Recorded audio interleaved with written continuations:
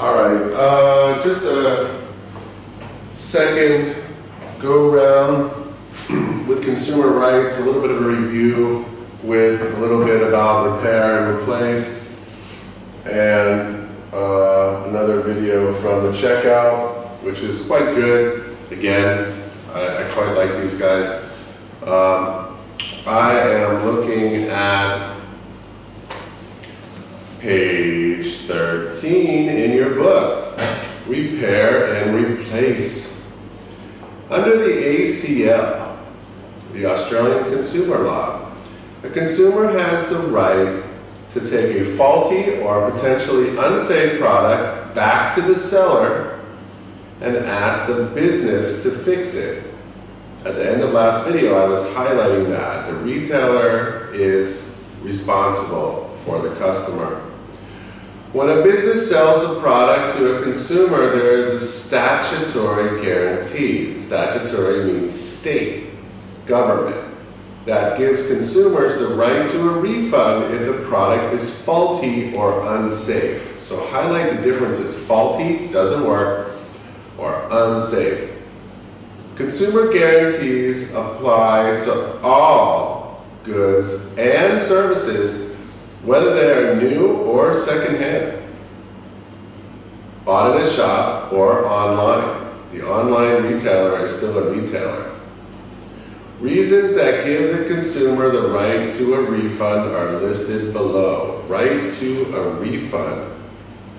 The product is not of acceptable quality, so it dies after 1 month. It's supposed to last for years. So that's a complete failure. A product is not fit for the purpose. A steam cleaner advertised as perfect for kitchens is not powerful enough to clean the tables or the benches in the kitchen. Doesn't work. It's not fit for purpose. I mean, it turns on, it pretends to do, but it's not strong enough for what it said that it was capable of doing. Third, the product does not match the description. So something that says that it's leather, real leather, turns out to be fake leather. In that case, you can get a refund. So those are direct refunds. So then you get to a little bit more of a gray concept. But let's look at this other consumer guarantees revisited here in this video, which is pretty well done.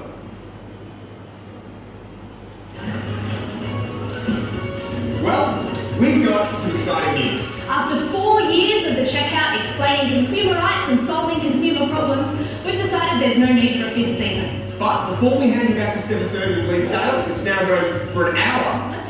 I think I'll just read this press release from the ACCC while I take a nice big swig of water. The ACCC, he's reading. That's our group, the ACCC, the Australian Competition and Consumer Commission. 20,000 complaints about consumer guarantees in 2016. 20,000 complaints about consumer guarantees in 2016?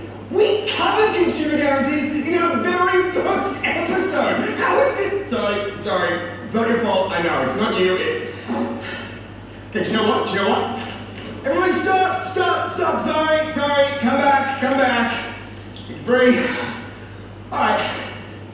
We're going to go through the most common statements used by retailers to fob you off. And please listen up, because we're only going to say this 8 or 9 more times per episode.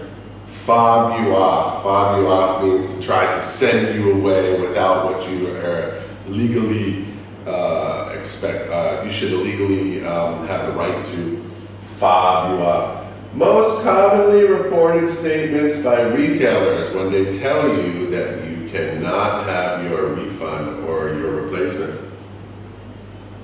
The rest of the year. Okay, first one. So let's say you want to return something faulty to the shop and they say, please say this. Sorry, the warranty on your product has expired. No! If retail staff or their manager or their manager's manager tells you this, you say to them, Actually, under the Australian Consumer Law, there is an automatic guarantee that a product lasts for a reasonable amount of time. And this guarantee to acceptable quality applies regardless of whether the manufacturer's warranty has expired or not. And if you're wondering what section of the Australian Consumer Law that is, it's 54. Now, of course, like everything, there are exceptions to this, and some of those exceptions are here. Why don't you pause that?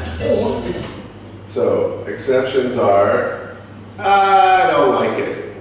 It works, but I don't like it. Yeah, I just don't like it. Change of mind, no. Products or services for less than $40,000 that are not for personal use. Now that means that you're using them commercially.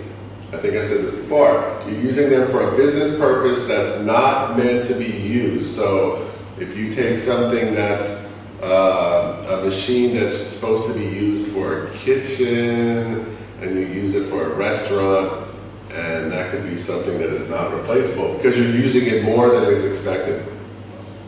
Sale at an auction, I guess you don't have to care about that so much. One-off purchases from a private seller, meaning that you cannot have a replacement, right? If there's only one copy of the first issue of Doraemon, you can't say, okay, I bought this at a flea market or a garage sale, please replace it. There's no way for them to replace it. Insurance or financial services, that's kind of interesting. I don't know much about that. HMRC's webpage on consumer guarantees. What's next? Okay, this thing. Right, let's say that you want to return a faulty, whatever this thing is, to the shop where you bought it. And the retailer says to you, please say this. You'll have to take this back to the manufacturer. Why would you say that? You absolutely don't. If you buy a product that is not acceptable quality, then it is the retailer who sold it to a user's responsibility to either repair, replace, or refund it. You can actually claim against the manufacturer or the importer. That's true, but the retailer can't fob you off to the manufacturer. And that is thanks to... The Australian Consumer Law. Okay, last one. What's this? This thing. So, even before you make a purchase, retailers now are apparently still trying to tell you... You can yell at me if I read this out. No, this is just instructional, please. You should buy an extended warranty so you're covered if anything goes wrong after 12 months. Criminal! It's not criminal, it's a civil penalty. I know that, but didn't you hear before when I said that the guarantee to acceptable quality trumps your little warranty period? Plus, it's a crime. It's not a crime, but it is unlawful to make a customer pay for something that a consumer guarantee entitles them to for free. Which is why, if someone ever offers you an extended warranty, you should ask them, hey, what does this extended warranty get me that I don't already get for free under the Australian? Okay, so that's what I was talking about before.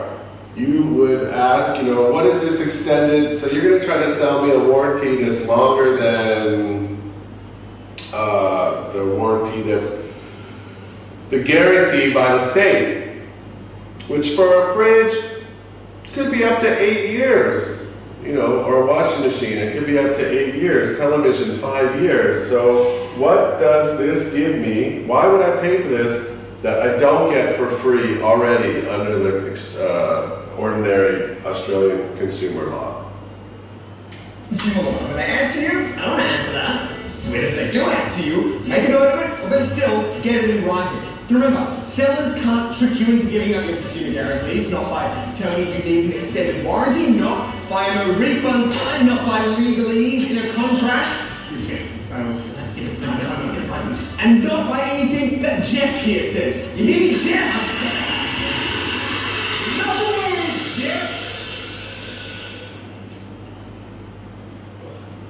But remember, even though frontline staff should have been trained about the consumer guarantees, they may not have been. So, go easy on that. That's true. Sorry, Jeff. It's unavoidable. Things aren't great at home right now. So, like the ACCC says, if you want to show a shop that you know your rights, the magic words are Australian consumer law. And while we don't want to accuse the ACCC of misleading conduct, those words aren't magic, but they are very useful. So next time you're in a shop, remember our handy acronym,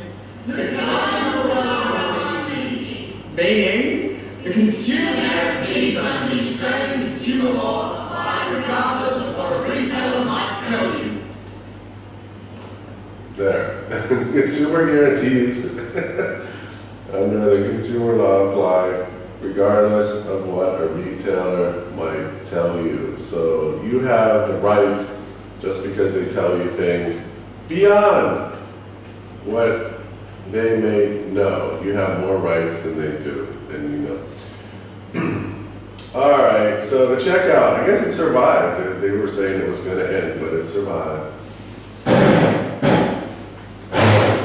Travel agent with no reservation. So there's more. You know, you have the services one is pretty good, actually. I would definitely recommend the service. If you've watched the checkout before,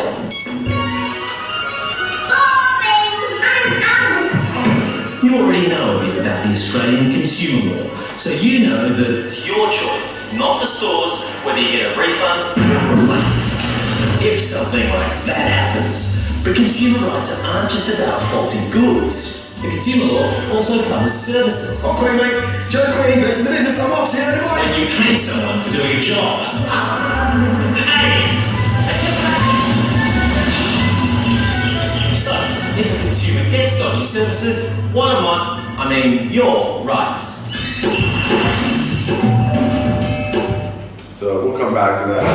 Services are interesting.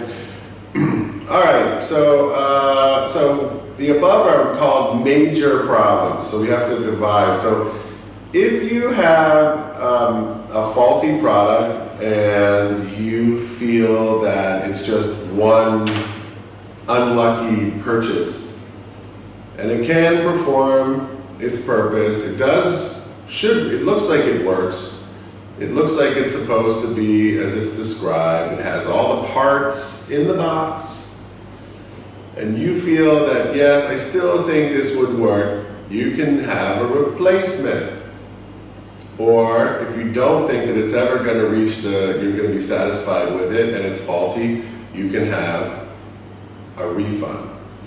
Then you get to the next level where it's like, what kind of fault is the situation? So for a major fault, you could have a refund or a replacement.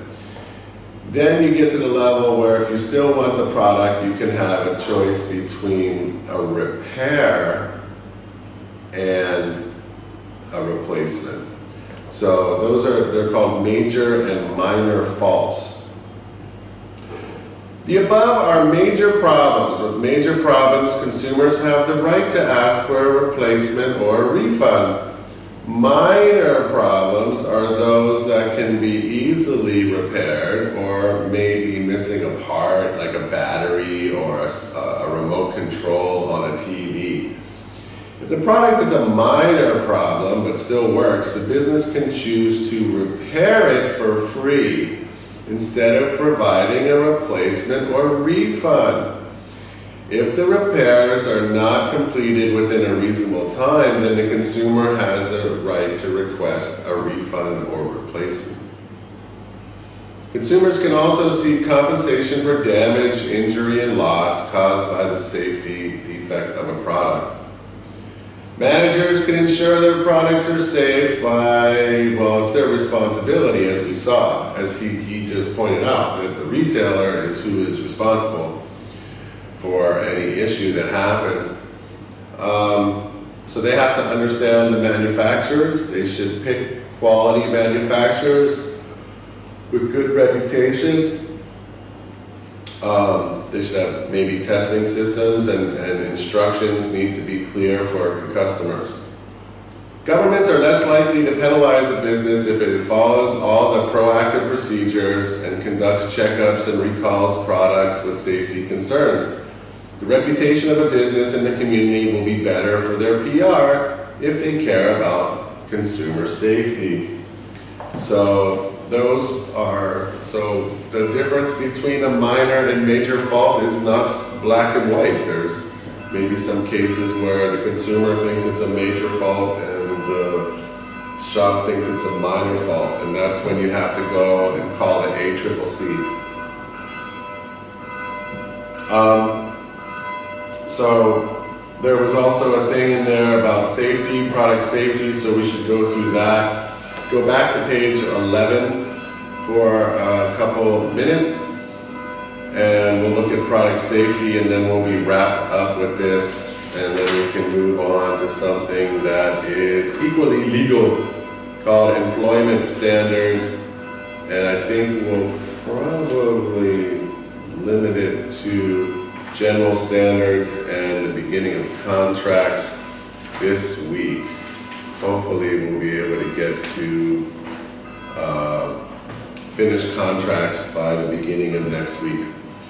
Product safety. The ACL, or Australian Consumer Law, page 11, includes product safety laws covering consumer products and product-related services. Services related to the consumer products such as installation, maintenance, repair, cleaning, assembly, and delivery.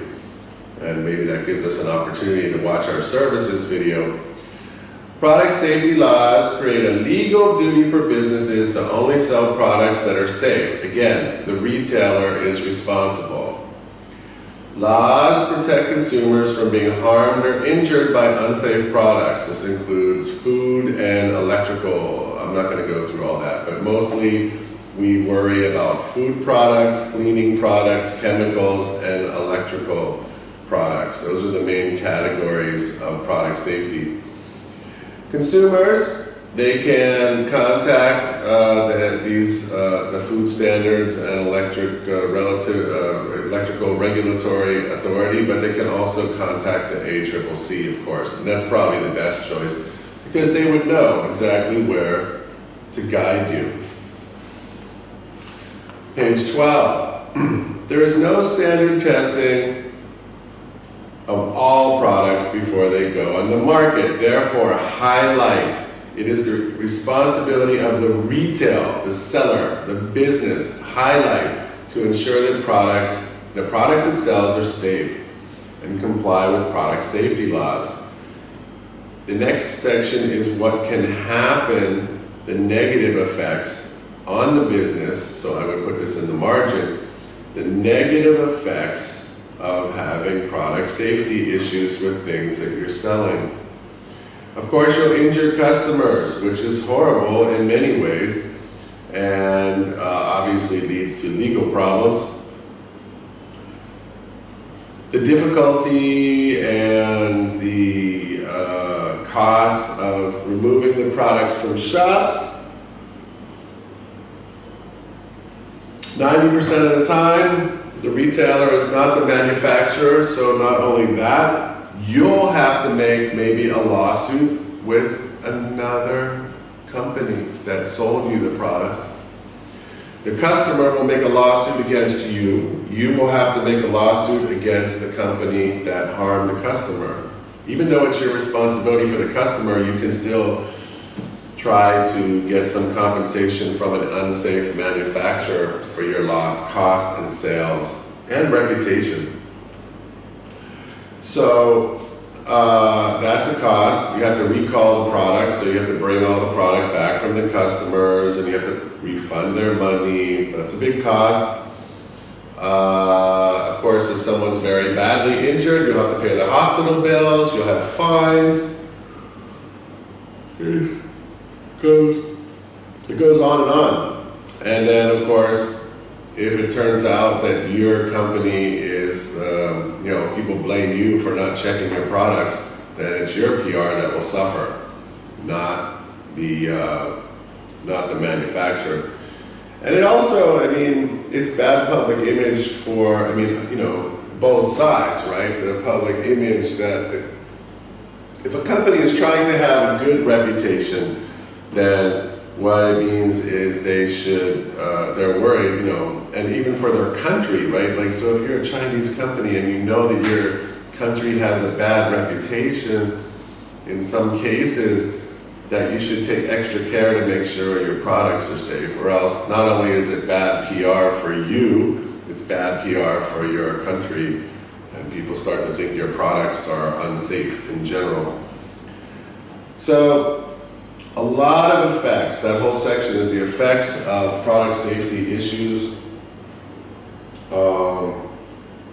And there's a lot of detail here, and I don't think you need to know all of the detail. But there are some, this is going into duty of care, meaning that you have certain responsibilities as a seller. So what are your responsibilities? Meet the mandatory minimum safety standards before they can be sold, and that includes ingredients, how it works. Safety warnings have to be put on products in the language that everyone can understand, maybe multiple languages. On the other side, consumers should be given information about a product that has ingredients, so that's labeling, warnings, safety issues, instructions. Consumers also have the right to be provided with, they need to be informed. So if you find out one of your products is unsafe, you have to go to the media and you have to go and recall that product in the public. You have to publicly let everyone know this product needs to come back. So, yeah, so that's an issue with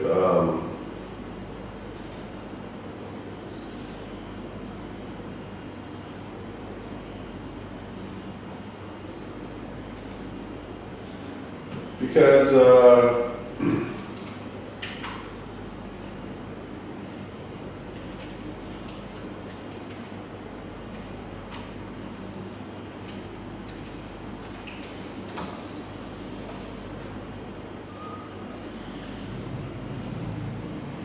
you know, because people do stupid things, sometimes the labels that you see, I mean, we have a lot of ways to highlight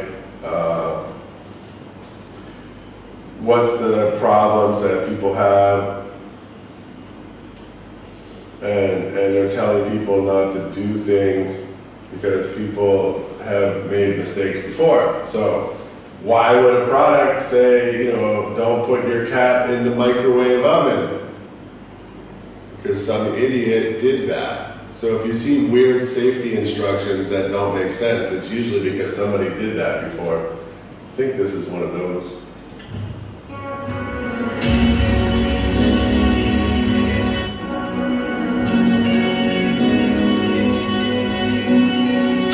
I mean, there's, you know, the coffee is hot, and now McDonald's had someone burn themselves on McDonald's coffee, and so now they have to write on the cup, don't forget, coffee's hot, caution, as if people don't know it's hot.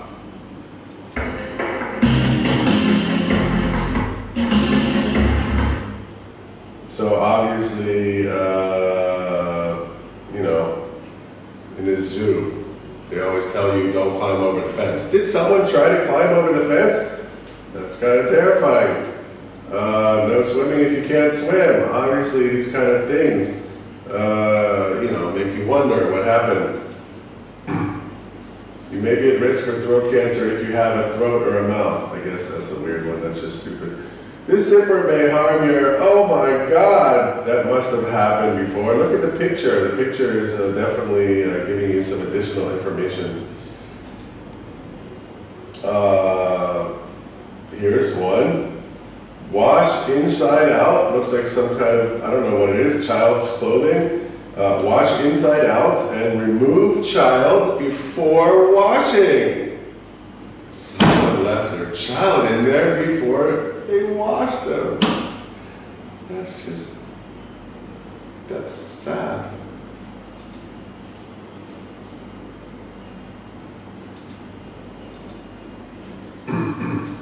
Use of this equipment is at your own risk. Even if you're in good health and physically fit, you can be hurt if you have an old injury, high blood pressure. All these things must have happened, are over 40 years old, or have another ailment. I guess being over 40 years old is like an ailment.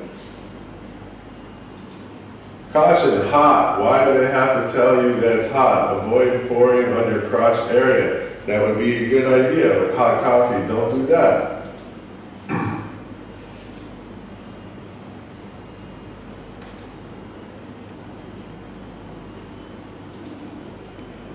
Do not swallow, okay? Don't put this hanger in your mouth and try to eat it. Somebody must have tried to eat it. Now they have to warn customers, so they are responsible to the government. So it's kind of funny.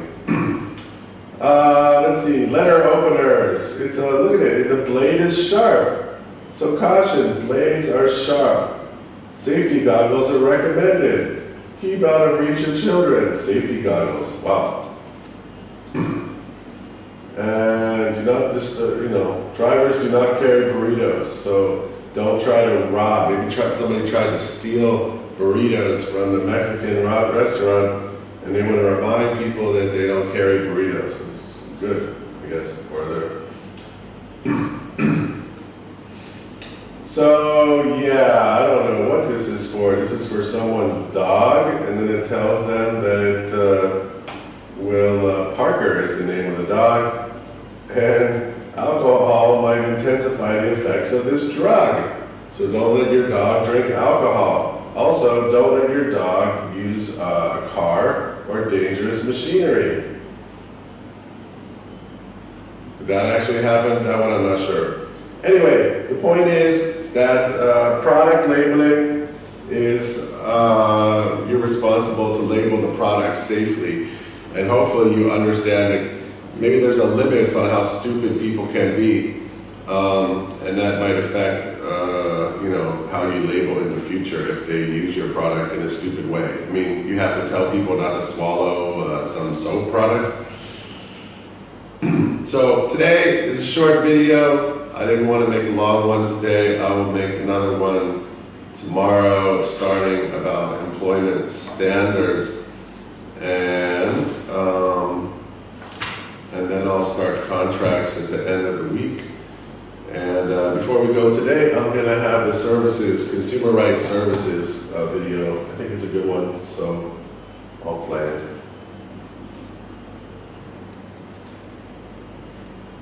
To start with, service providers must use dues to fill. They've also got to take due care. Woman's fix. They've also got to take due care. Woman's fix. Services must also be fit for purpose. That is, they should do what they're meant to do. And they come to any purpose or result that gets specified to the service provider. And I'd like my new doorbell to ring at less than 200 decibels, please. Got it.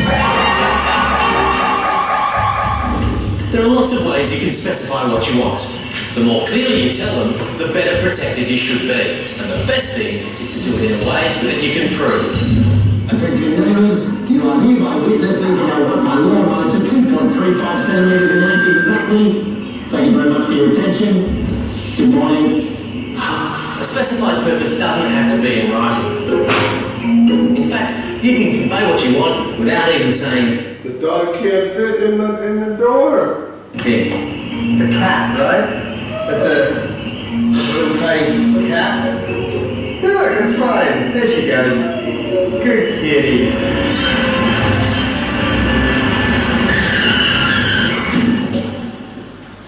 damn it!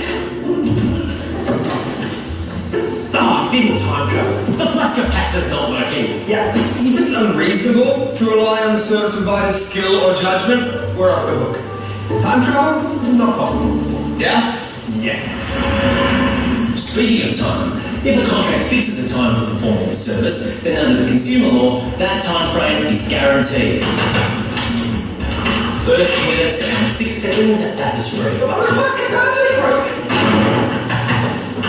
What? You forgot a couple of things. You forgot to say that if there's no time frame specified, then the service has to be carried out within a reasonable time. And you also forgot your garlic bread.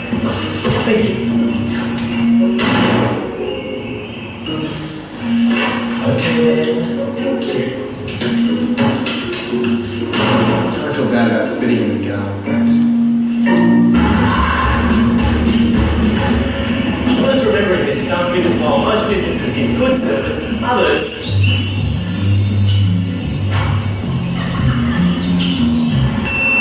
will try to take advantage of you.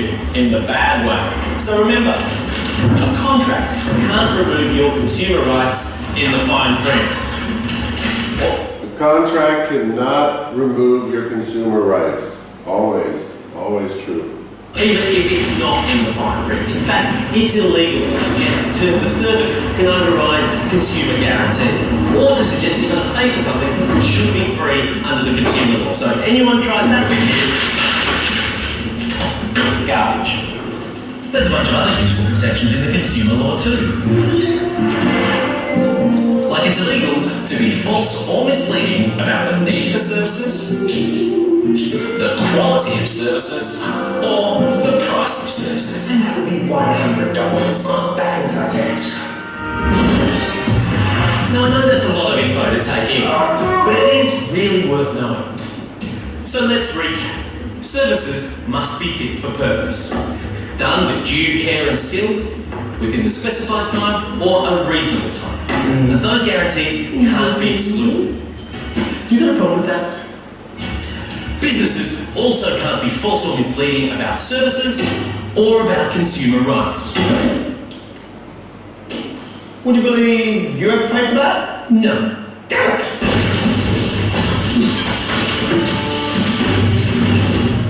I'll fix that.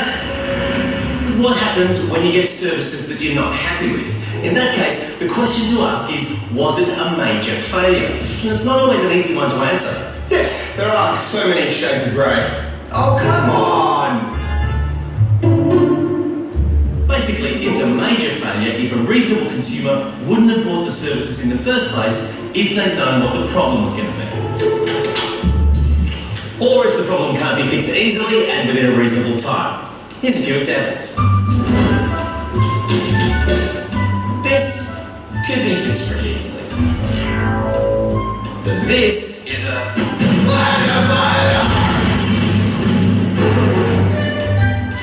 This would be too hard to remedy.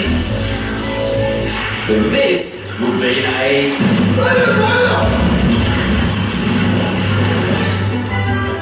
This is easy to fix. But this would be If the problem with your service isn't a major failure, you have the right to demand that they fix it within a reasonable time. I demand that you fix this within a reasonable time! There's no need to be rude. True.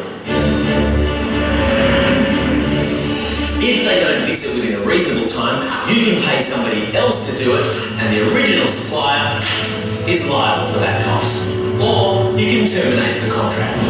If it's the other thing, then you don't have to get them to fix it.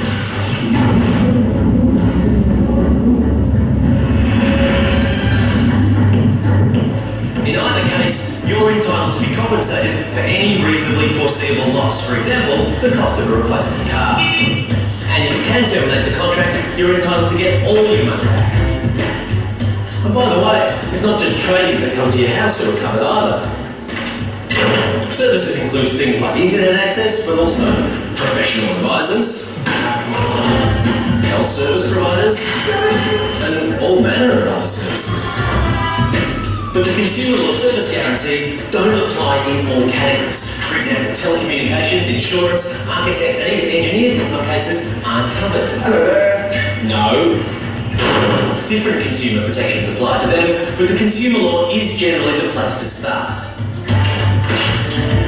It really is worth knowing your rights and how to use them, because if you do, there's a much better chance of ensuring that you don't get ripped off. Hey, isn't the LBC a service provider too, smartass? Nope, we're excluded.